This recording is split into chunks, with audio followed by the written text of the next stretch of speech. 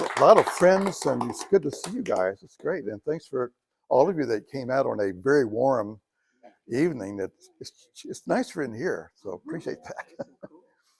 Well, this is a story between imperial overreach and maybe tyranny. That's the accusation and the declaration, and the yearning for freedom and self-determination. That's basically the story. Uh, there are two competing theories. One theory is uh, parliamentary supremacy, and you can kind of guess what that is, right?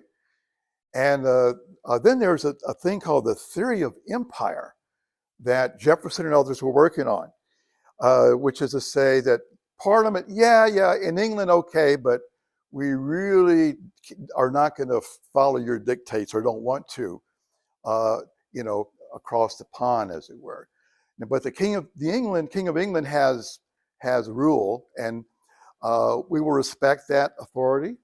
And according to the English Bill of Rights, 1689, uh, all persons who are subject to the king have the right to petition the king for redress in the face of grievances.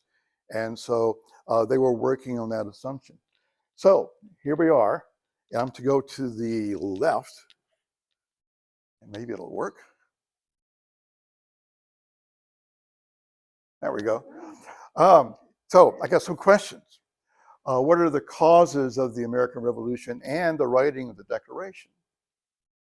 And these maps are kind of interesting because it's a map of the colonies. And notice it says here, Proclamation of 1763. The date means something because that's the end of the French and Indian War, 7 Years' War. And the Brits kicked out the French. And the Brits were in debt, a lot of debt, as it turns out. But the king, he was worried about some of the allies and maybe some of the people that might be allies that happened to be from the indigenous tribes. And so he didn't want the colonists to go over the mountains into Ohio, the other side of that.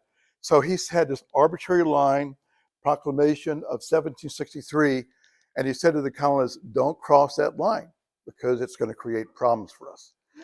And so if you're a colonist, if you saw this incredible thing by Ken Burns, the sixth thing on the Revolution, you know that if anything, George Washington and Thomas Jefferson and James Madison had something in common. They were surveyors and they wanted more land. So to tell them they couldn't go over the other side is like, what? And that's true for all these guys, that they thought that money from the lands, especially if there's more land to be accumulated, that gives them more wealth. They also wanted more immigration, and they wanted a way to really speed up the process of people becoming citizens of something here, if not a colony, maybe even the crown. So, but this was a barrier that was a problem for them. Let's see, there's something else I wanted to say about that. Well, you'll probably, anytime you read about this, there are the New England colonies, the middle colonies, and the southern colonies. And their histories and their orientation of life is very different, as you all know, which would lead to a civil war. See, I think that's everything I wanted to say. So here we go. Now, causes of the American Revolution. There are a lot of discussions about causes. Basically, it comes down to debt and money, and that after the French and Indian War, the British had a lot of debt, and they wanted the Americans to help pay for that debt. But here's some other things: restrictive laws, mercantilism, Enlightenment ideas. Okay. Population explosion, experiences of colonial self-rule.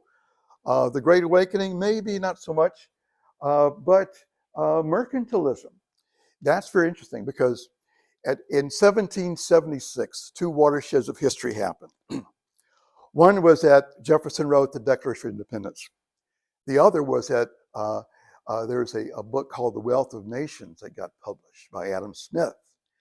That was a revolutionary document because it meant that the future of the world's economy was not going to be controlled by nation states, but individual entrepreneurs and corporations and businesses, the private sector.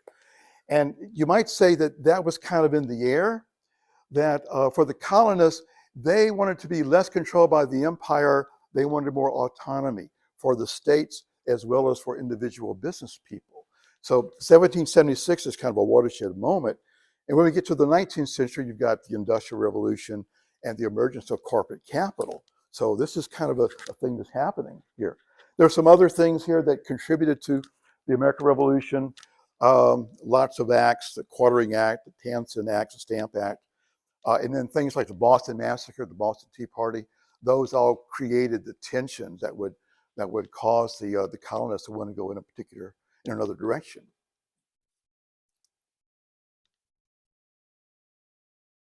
Okay, money.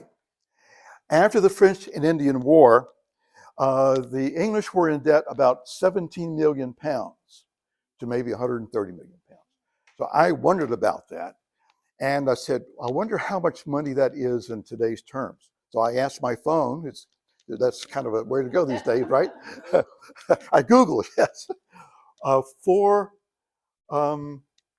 21 billion pounds. So this $75 million in 1775 in today's money is $21 billion, which is really, that's not much money these days. Just ask the trillionaires among us, right? Pounds, British pounds. Yep. Yep. All right. Now this is kind of I'm sorry. Oh, thank you. Thank you. This is kind of an overall sort of historical sketch. Protests in Massachusetts from the Stamp Act of 65 all the way up to the time of the Revolution. So it's a 10-year struggle for power, basically. The Boston Massacre, 1770, that really reveals the problem of having too many troops around and not having your own police force. A lot of tensions there. Samuel Adams, a community organizer, sets up the Committees of Correspondence. In 1772, he writes a long letter, a platform of complaints. And then he sends it to 100 towns in Massachusetts, and they all sign up. And before the Second Continental Congress, there are committees of correspondence all over, from Virginia down south, all the way through Massachusetts and north. And these become the places where information is passed and people organize to resist what's happening in front of their eyes. The First Continental Congress, the Battle of Lexington and Concord, and then the Battle of Bunker Hill. After Bunker Hill, you're really in no man's land now. I mean, you really are in a state of war. Then you have this essay, The Declaration of Causes of Necessity of Taking Up Arms, written by Jefferson, edited by the brilliant Mr. John Dickinson. I want to know more about this guy. He's the only guy that did not sign the Declaration, even though he fought for Delaware, became the governor of Delaware. But his writings, there's letters from a farmer in Pennsylvania. It's about 12 letters, and they are brilliant. He's a master of prose, and he apparently was a great speaker. So he edited what Jefferson wrote. And when this was written in 1775, Jefferson wrote to the king with respect. And he said, we have these problems, King George, and we expect you to be our mediator. We're not talking to Parliament because Parliament is over there. We want self-government. So they're not even part of the conversation. In fact, they are not part of the Declaration of Independence. The target for the Declaration is not the Parliament. The target is the King of England. And so in 1775, when this is written, there's a sense of respect and the hope for reconciliation, and the hope that the king will be a mediator on behalf of the colonies to the Parliament that he would act in their benefit. But by the time you get to the Declaration, things have happened. things have gotten worse, and there's a very different tone in the Declaration than you have with the causes and necessity of arms. In late 75, John Dickinson again sends an olive branch petition to the king. Please read it. King George does not. He just kind of tears it up, doesn't even look at it, really. And so then Dickinson is realizing, as many others were, that the possibilities of reconciliation and getting the king to stand up and listen to them in a way that is negotiable, diplomatic, is not going to happen. So after the rejection, the not reading of the olive branch petition, things get worse.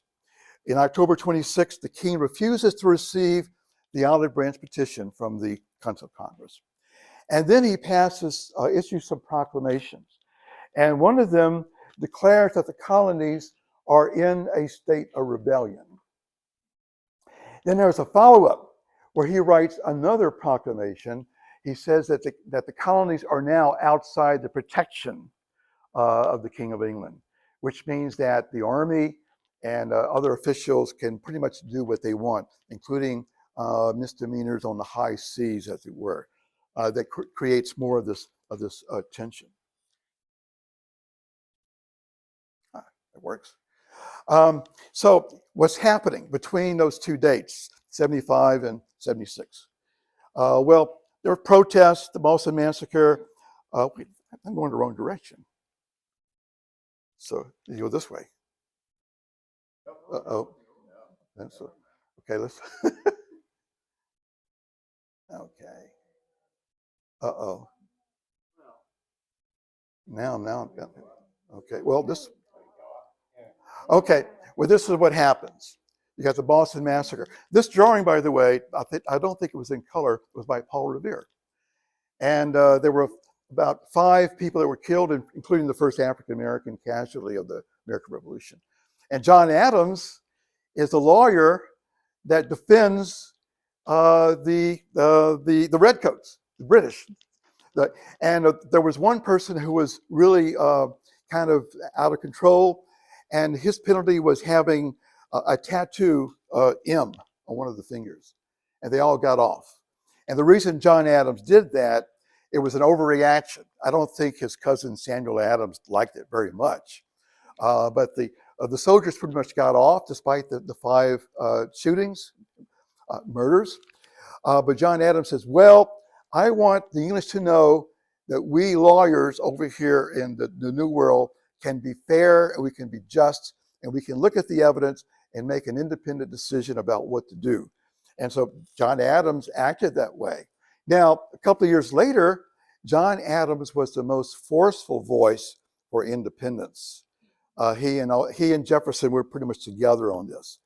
And so John Adams is really an interesting story because of that. So I'm going up this way now.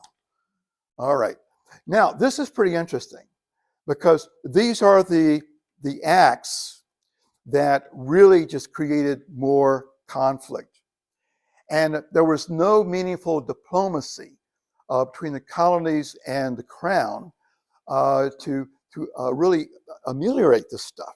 And so with every act, there was a response. And then rather than having some discussion about it, things just got worse and worse. And that's kind of what happened. So the Molasses Act, 1733, that's way back before. There was protest. The Sugar Act is where things get going for our story. And so molasses, molasses could be used to make also liquors as well. And that was a kind of an important product for colonial America. Well, the colonists protested this act and called for a boycott on those items.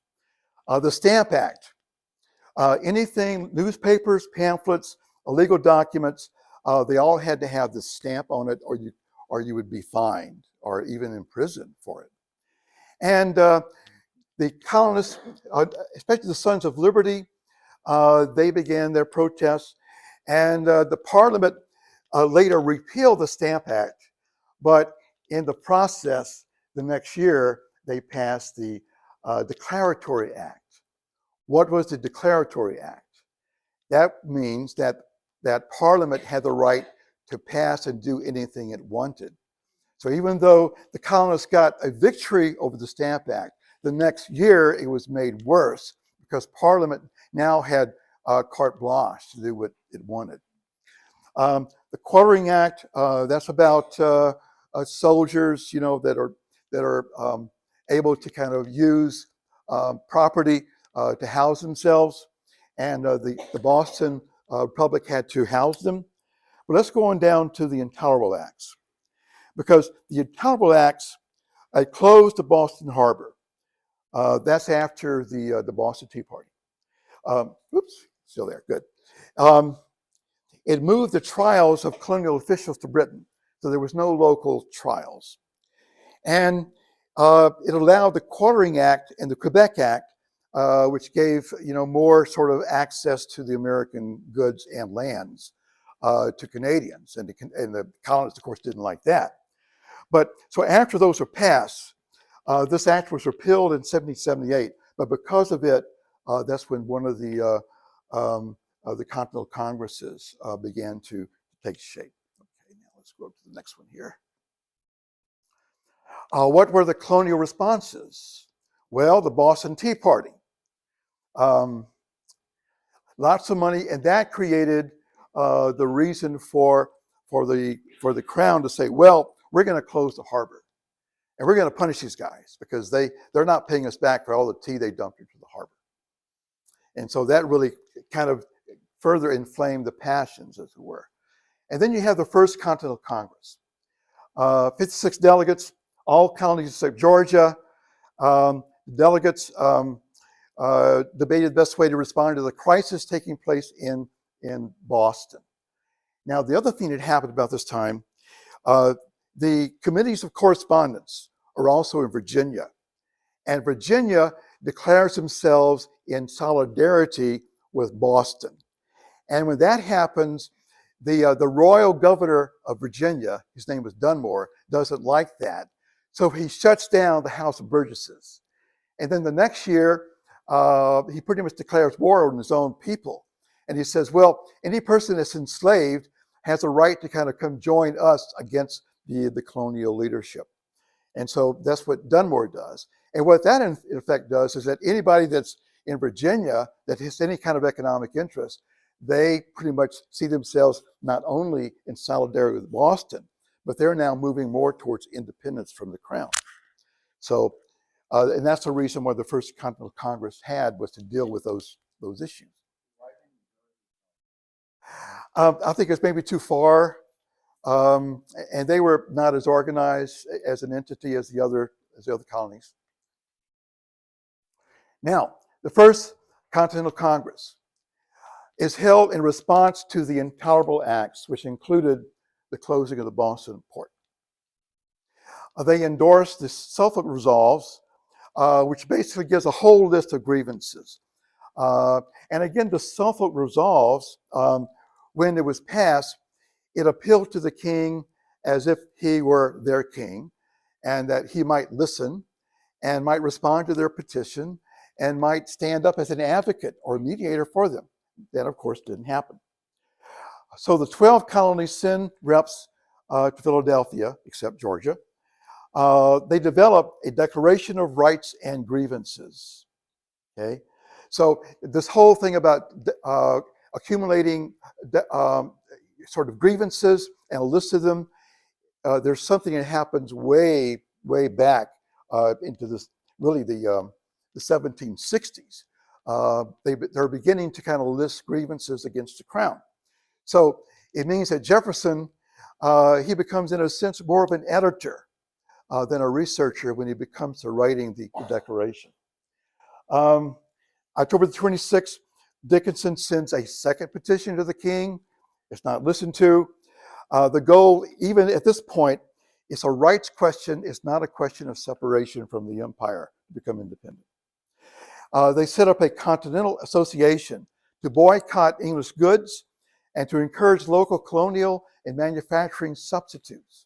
So this is a full-scale resistance. They're meeting in secret and in public. They're boycotting, they're also creating among themselves substitute goods. And they're also preparing for the next phase, and that becomes the Second Continental Congress. Okay, so when the First Continental Congress, these are the grievances. Repeal the coercive acts, the Boston Port Act, which closed the harbor, the Massachusetts Government Act, which says that your legislatures are no longer functional. We're not going to respect them or acknowledge them, and we're going to close them. The Administration of Justice Act circumvented local courts. So now if there was a problem, it was serious enough that would have to go to England to be dealt with. The Quartering Act required local authorities to house troops. So those were all part of the intolerable acts. And then you had other issues discussed like taxation without representation, denial of trial by jury, that was a problem. Royal actions of the dissolution of colonial assemblies, that was a problem. And the military occupation of Boston. So this thing is building, as you can see. And all of these issues will be folded into the grievances in the Declaration. Now, why the shift from the hope of reconciliation to the separation from the empire? I think that's kind of a fundamental question, because a lot of folks might say, why couldn't these guys work it out? Why couldn't they just have a meeting and just kind of work out the differences? It's because things just kept intensifying, getting worse and worse, to the point where really uncalled for or unwanted by the colonists, they discovered that they were at war, or that the Crown, Britain, was at war with them. And so they had two choices: total submission, or to resist. This is the first, the reason you had Lexington and Concord was that those are places where there were munitions and gunpowder. And so the Redcoats wanted to get there first, but the colonists held them off pretty well. I think that they got to one of them, but not to the other. But on the way back, it was really bad for the Redcoats. There were about 700, I think, troops that were shot and killed by the militiamen as they were trying to get back to Boston. So that really kind of begins the conflict in terms of folks that are organized in with armed groups fighting each other. And then you have the Battle of Bunker Hill.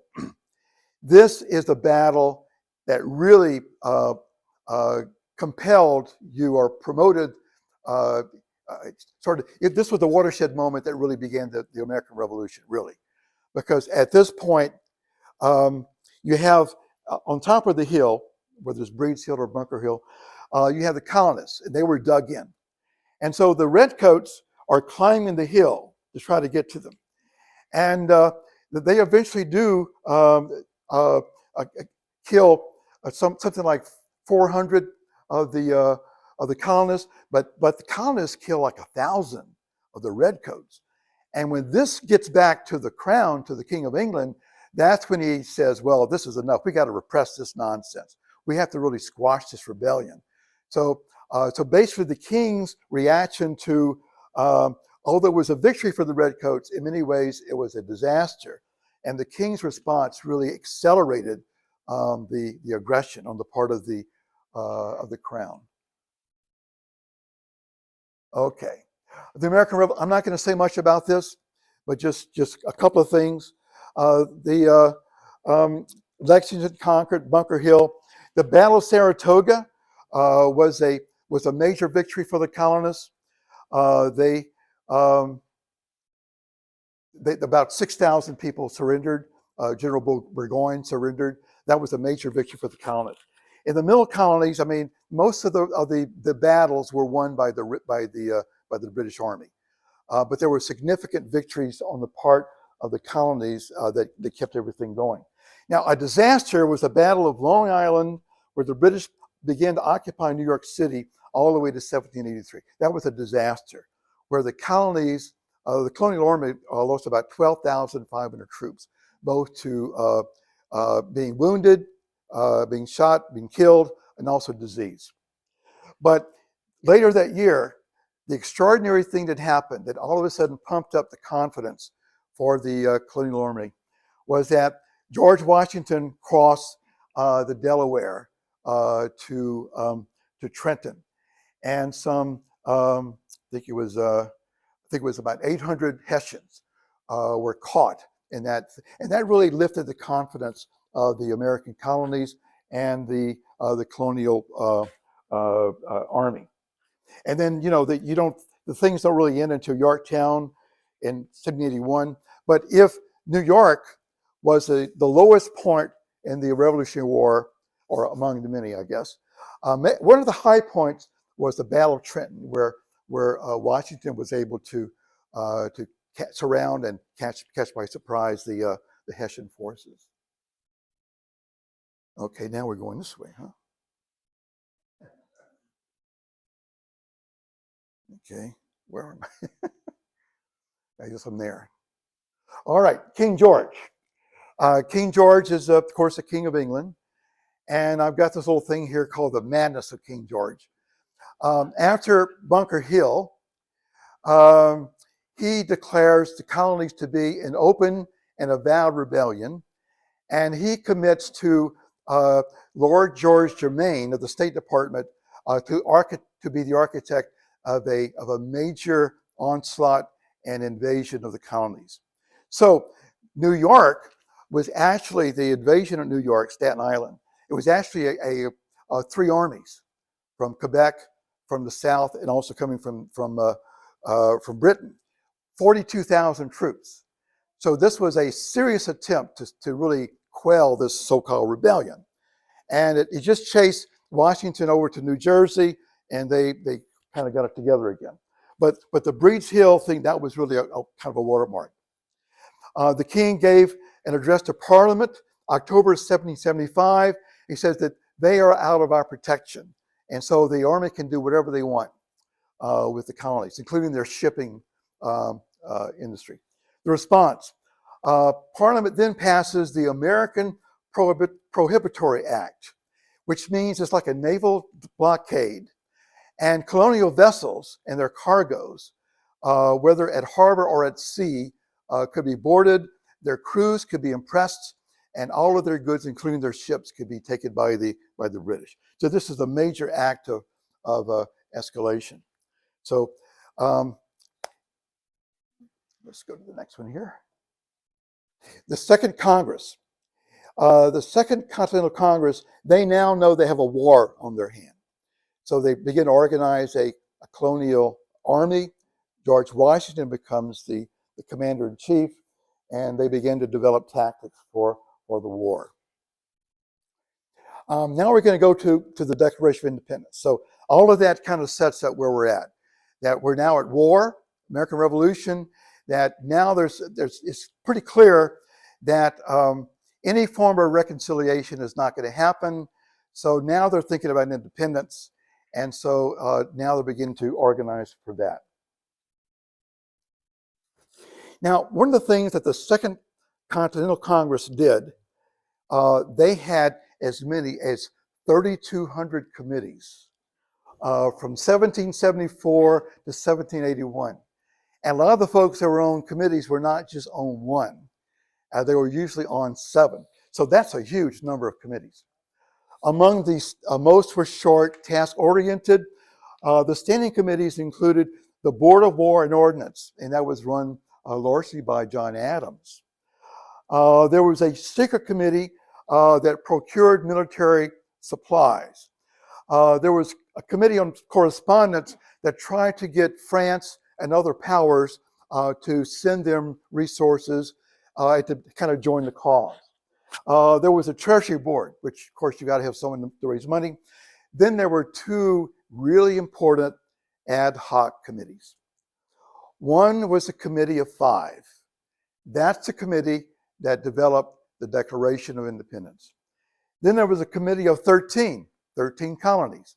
That was a committee that got together to develop what would become the Articles of Confederation, which became the first government for the colonies until 1789 with the Constitution. So these 2 committees, the Committee of 5 and the Committee of 13, You have the Declaration, the rationale, and also what kind of government do we need to have so we can actually be a country that governs. And so those are the things going on. The Committee of Five, Thomas Jefferson, Virginia, primary author.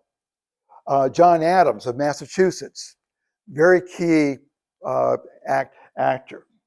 Benjamin Franklin, who had gout, he was ill, but there's no one more wise or more tactful, really more brilliant perhaps than Benjamin Franklin. He was on his committee. Roger Sherman for Connecticut, he's for independence. Robert Livingston of New York, he was not so sure that independence, even in July, was the right thing to go. Okay, so they're still kind of in process. So the committee was formed in early June. Okay, June the 11th. They were done the 28th. And the Declaration went through various edits, and finally they approved it July the 4th. So there was a process going on there. Now let's talk about the Declaration, kind of a general overview of it.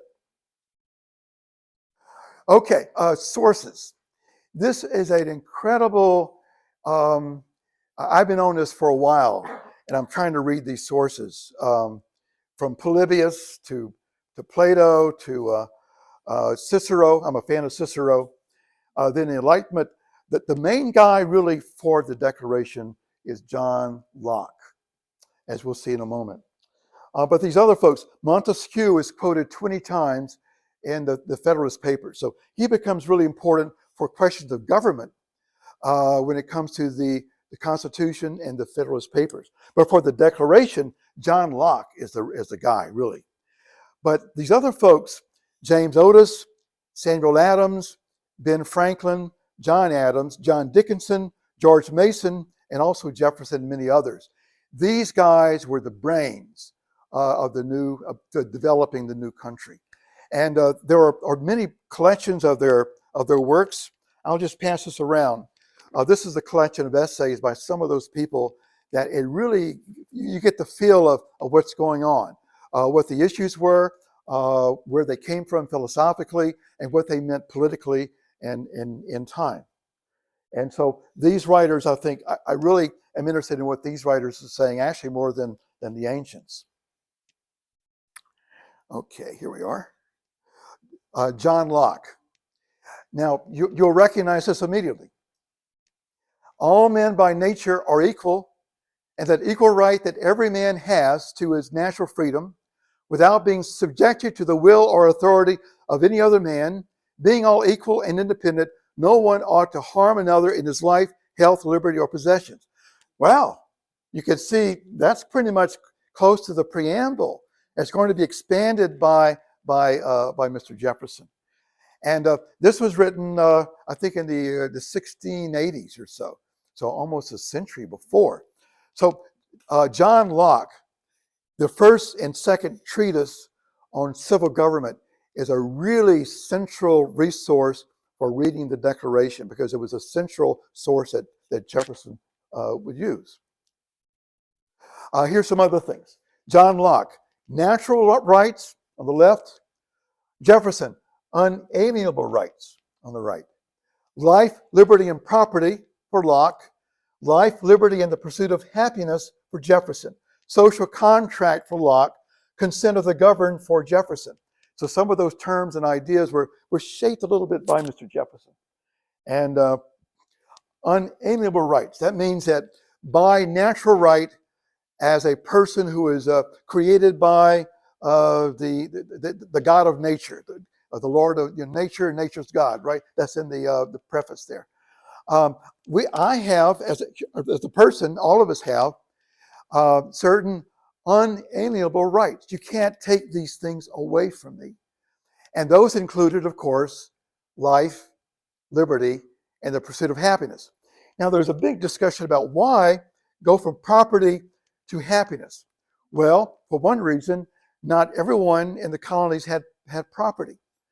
Another thing is that Jefferson he loved ancient philosophy. And all these guys, when they went to college, and Jefferson went to William and Mary, they studied Latin, and they studied Greek, and they studied the classics. And so they were really interested in these ancient notions of what is happiness.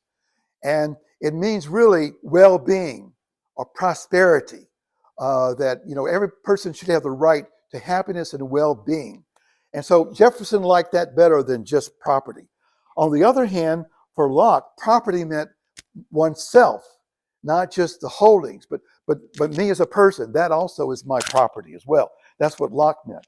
But Locke is a major source for Jefferson in the writing of the Declaration. Okay. George Mason. George Mason is the author of the Virginia Declaration of Rights.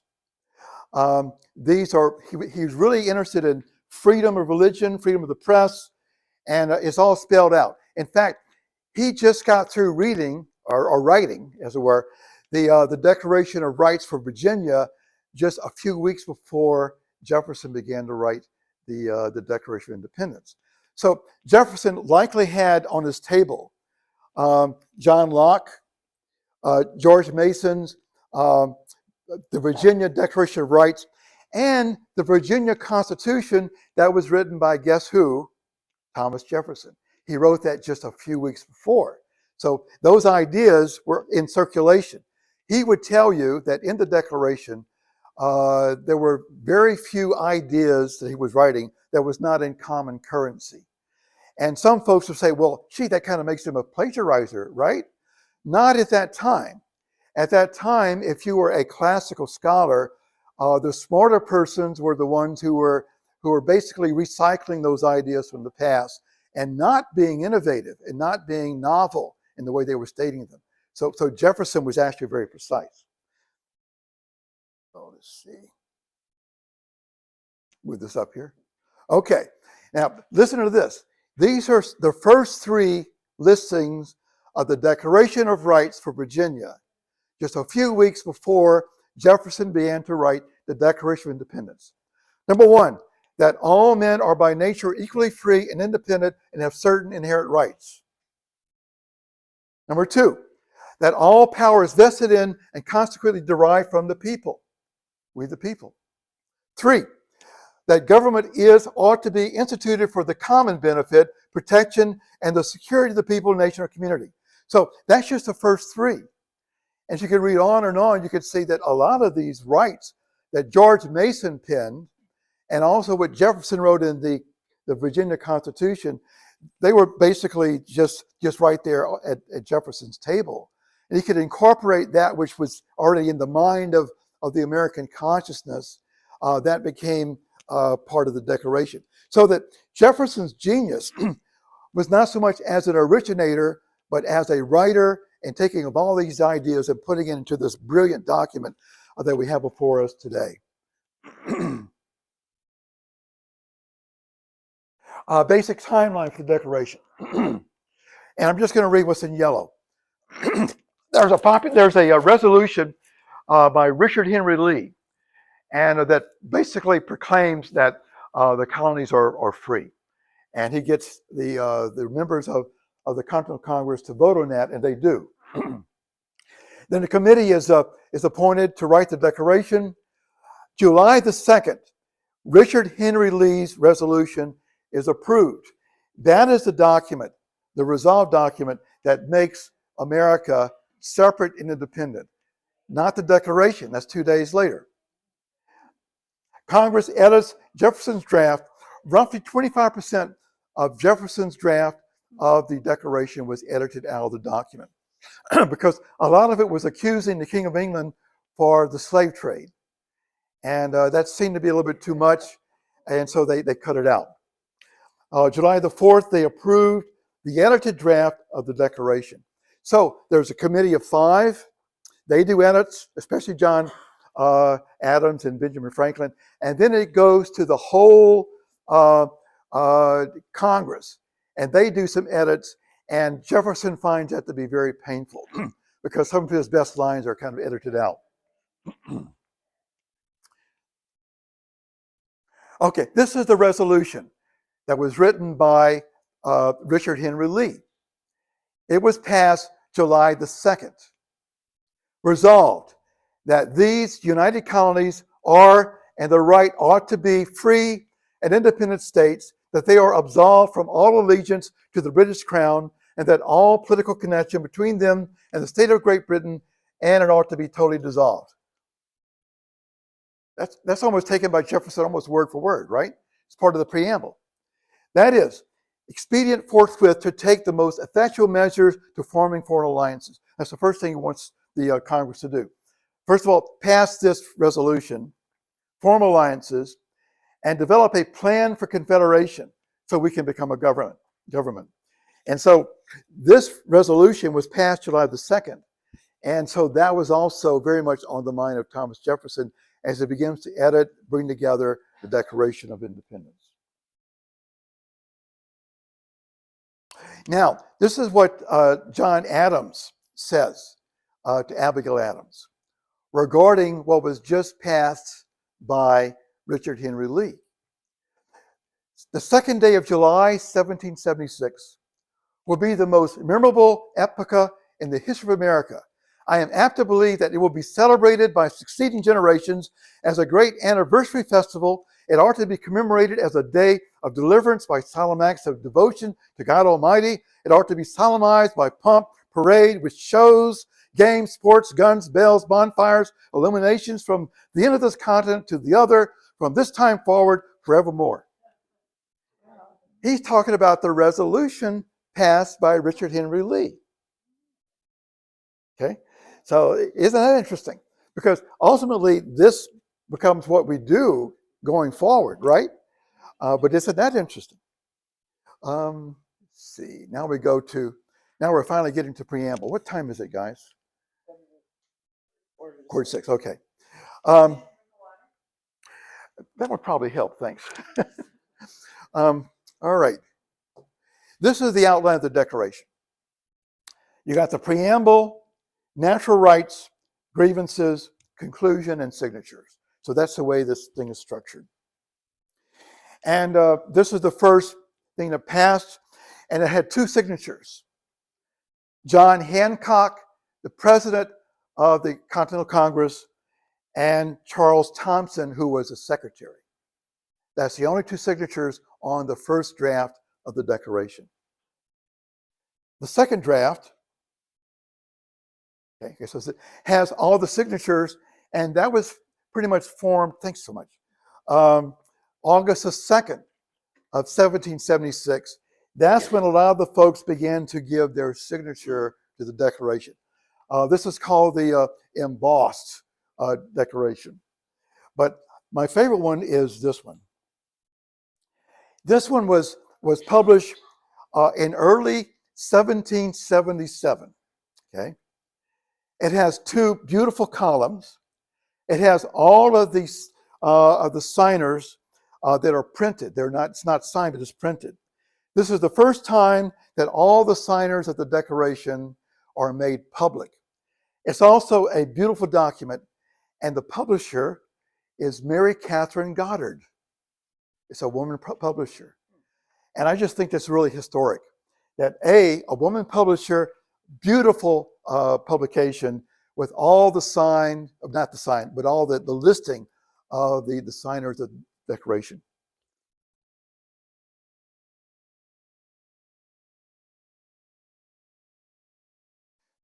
Now, why attack the king and not the parliament? Because the parliament, they didn't even recognize. They said, well, it's not mentioned in the Declaration. But the king was the one who acted and gave those pretty nasty proclamations at the end of 1775, declaring the colonists to be in rebellion. So the theory of empire, that the king has jurisdiction, that's what Jefferson liked. They tried to get by petition, they tried to petition him to listen to us, and the king ignored them. And so that's why there was a problem. The king was appealed to with grievances and redress, but the king resisted those appeals, and that was really the time when the colonists knew that it was impossible to have redress or reconciliation. Preamble. This one you know pretty well. And I'm going to go through this fairly quickly because I wanted to give you more of the historical context. When in the course of human events, it becomes necessary for one people to dissolve the bands which have connected with one another and to assume among the powers of the earth the separate and equal station to which the laws of nature and nature's God entitle them. A decent respect of opinions of mankind requires that they should declare the causes which impel them to separation. When in the course of human events. This document, the Declaration, is a universal document that has impacted over 100 constitutions and declarations in the world since 1776. But it is a historic document. It is a contextual document. It is a document that is embedded in time for specific purposes. And I think that's the meaning of this. Plus, there's a long train of historic events that have gone into the writing of the Declaration. It didn't just happen by magic. There was a lot of stuff that was happening that led to its writing. That the powers of the earth, if anything, what the colonists wanted, they wanted to be respected now as an independent nation. That we were now among the powers of the earth and we're looking for respect. And they were certainly trying to get that from France. The laws of nature, nature's God. This is not the God of the Puritans. This is more the God of the Enlightenment philosophers. This is the first cause. This is the unmoved mover. This is the clockmaker God who basically creates rules and laws and then kind of let the things go, as it were. So that's the God of this declaration. All right, see him here next, I think. Preamble. Now, the purpose of the Declaration is in yellow. To declare the causes which impel them, the colonists, to separation. This is the purpose of the Declaration of Independence. It's to declare to the king, to fellow colonists, and the world, this is why we're becoming a separate entity. And then there are truths. And what are the self-evident truths? Taken directly from John Locke. These are self-evident truths because they are natural truths. They are truths that are innate to the human person. Okay, that all men are created equal. I want to come back to this phrase. They are endowed by the Creator with certain unalienable rights, and these are life, liberty, pursuit of happiness. And the purpose of government is to guard, protect those rights. And so that's one of the reasons why the Declaration was really written, was to basically say that the Crown had a responsibility to us to protect our rights, and they're crushing us. And so now this is the Lockean premise again. And so now the right of the people, they have a right to basically abolish or change or create a new government that will protect and secure those rights due to all human beings. Now, that all men are created equal. This is a problem for Mr. Jefferson. When he wrote the Northwest Ordinance, no slavery in the Northwest Ordinance. And that was 1787. And that was written by Mr. Jefferson. And he's very conflicted on this point because very clearly John Locke says that it's all mankind.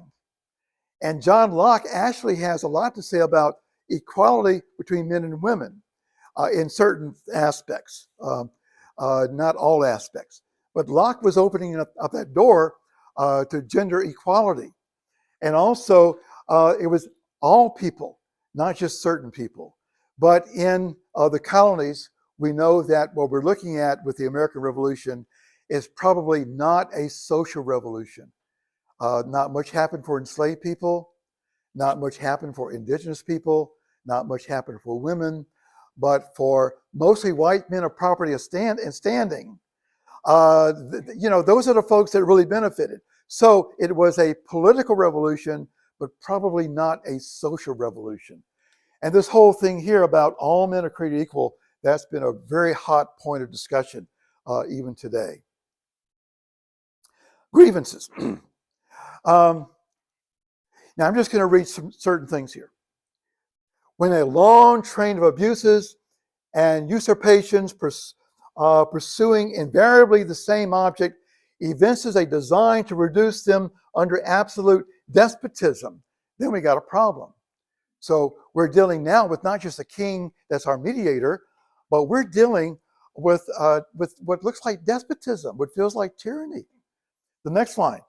The history of the present King of Great Britain is a history of repeated injuries and usurpations, all having a direct object the establishment of an absolute tyranny over these states. To prove this, let facts be submitted to a candid world. So this is the end of the preface, accusing the King of England of despotism and of tyranny. That's pretty significant, right? And so the colonists are seeing themselves, well, we have a choice here. Do we subject ourselves to tyranny and despotism, or do we fight and resist for our own freedom? And so that's basically the story that we're talking about here. Now, despotism, tyrannies, here's another phrasement. The establishment of absolute tyranny over these states. Okay, we've talked about that. Let the facts be known, and that's what we're looking at here. Let's see this one next. This is kind of summarizes the first set of grievances. He refused to assent to laws that theoretically should be in agreement by both the colonies and the crown. We should be in agreement on these, and they're not. He has called together legislative bodies at places unusual. He has dissolved our representative houses. So basically, the right of self-government, our institutions have been closed. The House of Burgesses in Virginia have been shut down by Lord Dunmore. So we no longer have any kind of political institutions, much less representation. So that's part of the list of grievances that we see here now. Let's see, I think this is the next one. Here's kind of another list. He has refused his assent to laws. He has forbidden his governors to pass laws of immediate and pressing importance. So those things that are important to us, the king is not concerned about them. He's called together legislative bodies at places unusual. That if you want to have a trial, you can't do it locally. You can't do it in front of your own peers. There's no trial by jury among peers. He has dissolved representative houses repeatedly. So our own institutions have been dissolved by the royal governors. He's refused he's refused to allow us to elect our own leaders, basically. He's endeavored to prevent the population of these states. He's against immigration. He doesn't want the colonists to get too strong, too many people. He's obstructed administrative justice. He's made judges dependent upon his will alone. So there's no really recourse that we have with judges here, because the judges here that are royally appointed only are basically subject to the king's will. He's kept among us in times of peace standing armies. That's a big deal.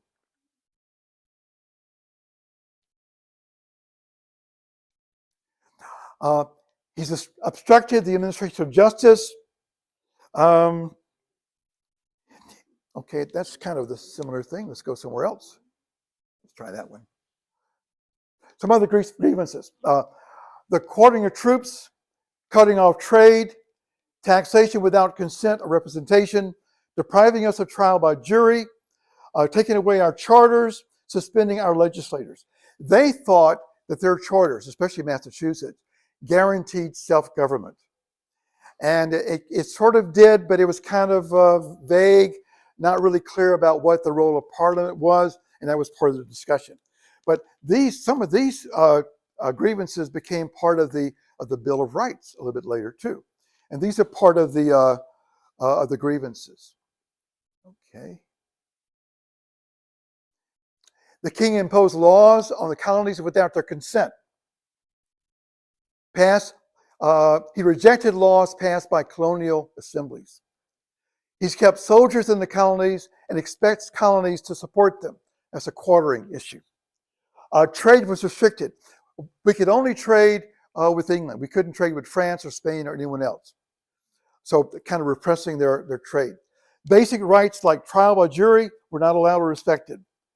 The king has promoted political and economic warfare on the colonies. The colonial complaints were ignored. This is really the heart of the problem, I think, for the colonies. That now they find themselves defending themselves in a war that they didn't really start. There were protests, yes. There were grievances, yes, but they tried to petition the king without success. So that's one issue, that the king is now at war with the colonies. He sent armies to subject them. The other problem is that colonial complaints, petitions were ignored, dismissed, or respected. There was never really any kind of program of diplomacy to resolve the issues that the colonists had. Summary of declaration. We solemnly publish and declare we're free and independent states. So this issue of free and independent states comes up a lot towards the end here. So I'm going to go past this a little bit. Wait, I want to go here. Okay. Well, so this is towards the end of the grievances. We petition the king in humble terms, but our repeated petitions have been answered only by repeated injury. So the petitions were not working. We've appealed also to the native justice and magnanimity of the people of England, and that hasn't worked either. So there's really nothing else for them to do but to become really more independent. Let's see, this is where we go next. Okay. I think I'm going to read the end. It's just not showing up there on my slide. So if you have this, we're going to go right towards the end.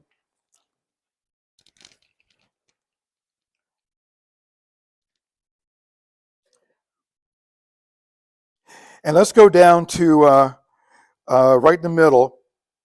We, therefore, the representatives of the United States of America, in General Congress, assembled, appealing to the Supreme Judge of the world for the rectitude of our intentions, do in the name and by authority of the good people of these colonies, solemnly publish and declare that these united colonies are and of a right ought to be free and independent states, and they are absolved from all allegiance to the British Crown, and that all political connection between them and the state of Great Britain is and ought to be totally dissolved, and that as free and independent states, they have full power to levy war, conclude peace, contract alliances, establish commerce, and do all other acts and things which independent states may have right to do.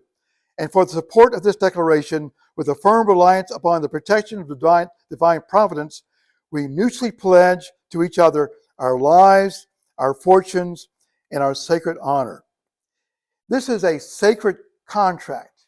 It's a covenant between themselves and the creative force of the universe that they call providence.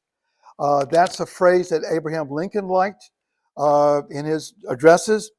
It's not quite the personal deity of the Puritans, but it's a God who is the creator of all, that supplied gifts, including the gifts of life, liberty, and pursuit of happiness. But they pledge to themselves our lives, our fortunes, and our sacred honor.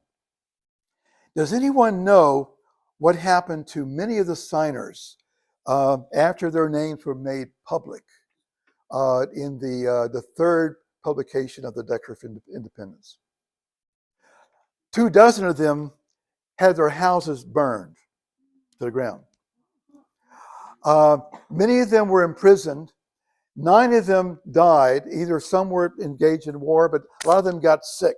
They were imprisoned and their health failed them and they died. Many of the sons and daughters and kin were also hunted down and their properties were burned. So when these folks pledged their lives, their fortunes, and their sacred honor, I no longer sort of critique them as much as I may have in the past. because they really did so and paid the price. And it makes me wonder, am I willing to do the same thing for a just cause that they did? Now, Independence Day is based upon the 4th of July. It was Richard Henry Lee's resolution passed July the 2nd, that those kind of celebratory ideas sort of were borrowed. Then Mary Catherine Goddard published the beautiful rendition of the Declaration. The first celebration of July the 4th was in Philadelphia of July the 4th, 1777. Secretary Charles Thompson, for 14 years, he sort of safeguarded all the copies of the Declaration it was in his possession. And he gave them to the Secretary of State in 1789. They were not in very good condition, but he safeguarded them. Thomas Jefferson, on his epitaph, said that one of three things he was most proud about was the writing of the Declaration of Independence. You're going to be happy to know, June the 28th, 1870, it was Ulysses S. Grant that made Independence Day an unpaid federal holiday. So that was thanks to Mr. Grant. June the 28th, 1958, it was Franklin Delano Roosevelt that made July the 4th a federal holiday. Oh, yeah. Okay, that's 38. Thank you. Thank you. So that really missed my spelling checker. Okay, thank you. 38. 38. Now, this is on the epitaph. That these are the things that Jefferson was most proud of: the Declaration of Independence, the establishing the University of Virginia, and also the statute for religious liberty. And this is where we are today. Celebration.